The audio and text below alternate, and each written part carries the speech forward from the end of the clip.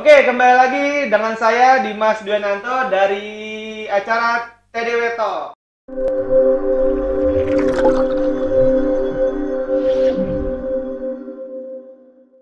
Hari ini kami kedatangan tamu spesial. Sambut Pak Ongki Holyanto. Oke, tepuk tangan untuk Pak Ongki. Wih.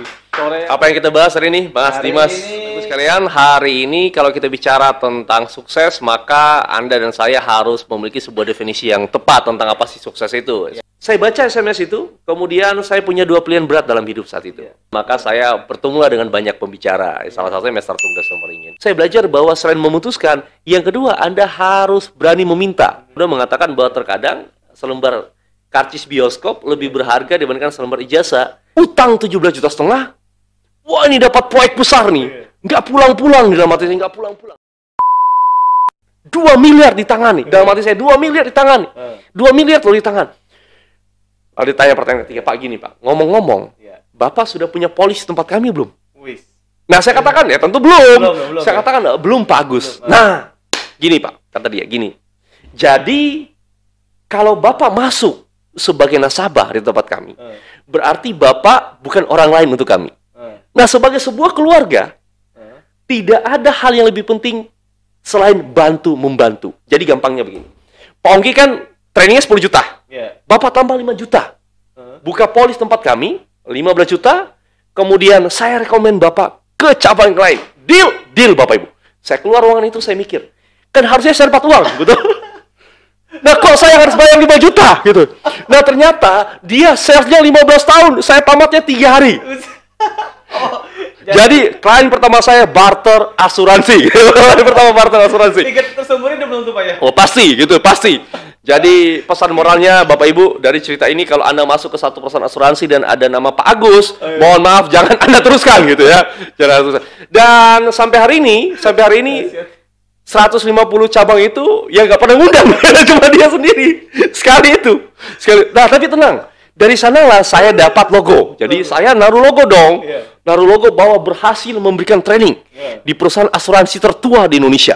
Jangan bisa cari namanya, carilah ya perusahaan asuransi tertua pokoknya. Berhasil memberikan training di perusahaan asuransi tertua di Indonesia. Tapi nggak pakai bintang. Barter dengan polis. Itu satu. Training saya yang pertama kali ketika tamat dari Train for Firework Trainer tadi barter asuransi.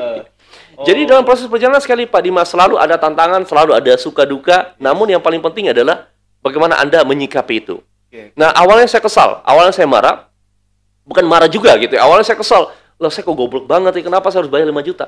Tapi ketika waktu berlalu, 10-12 tahun yang waktu berlalu, nah kisah itu menjadi kisah yang menginspirasi banyak orang. Jadi teman-teman hari ini kalau Anda belum sukses, Anda belum berhasil, Anda belum kaya, dan Anda punya kisah-kisah sedih, it's okay. Itu adalah stok cerita untuk keberhasilan Anda nantinya. Ya.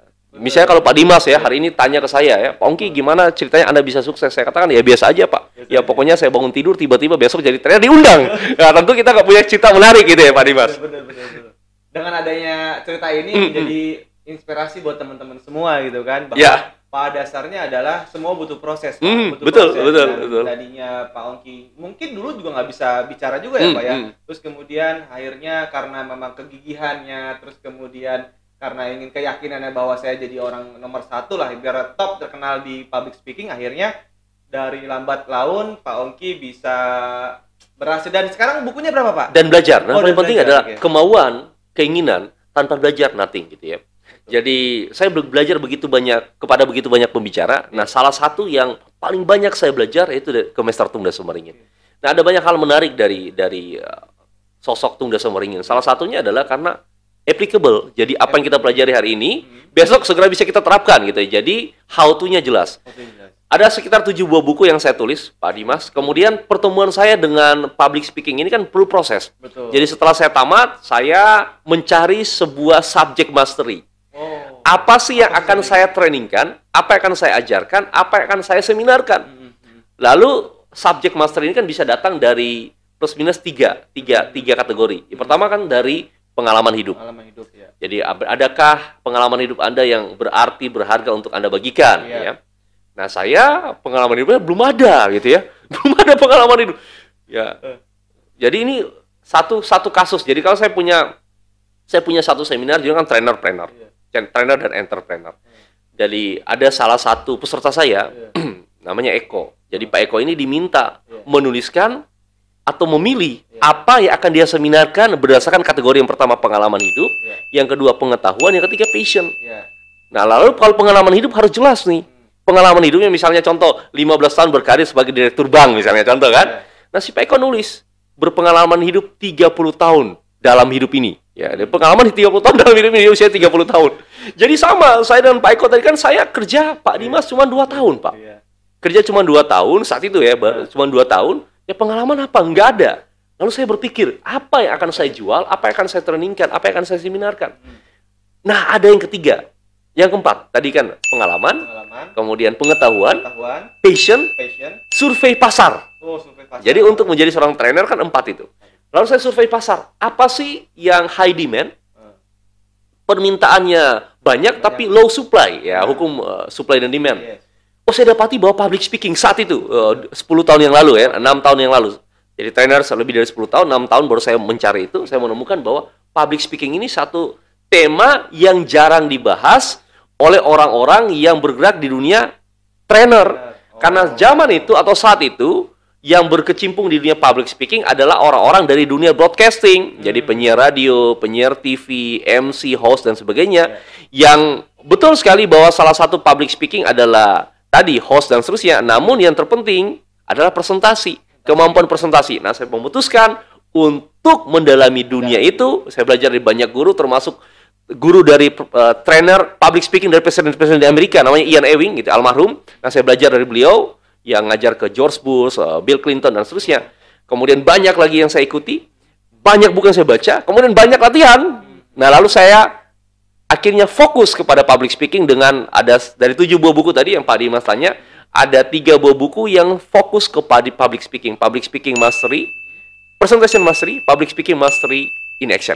Yang 7 itu apa aja Pak tadi Pak?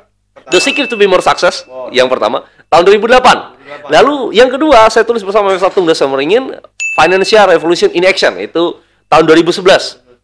Oke, kemudian sesudah itu, yang ketiga, Public Speaking Mastery.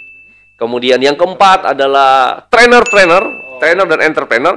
Yang kelima adalah Presentation Mastery. Nah, yang keenam itu I Motivator, saya tulis bersama beberapa alumni saya. Yang ketujuh, yang terakhir adalah Public Speaking Mastery in Action.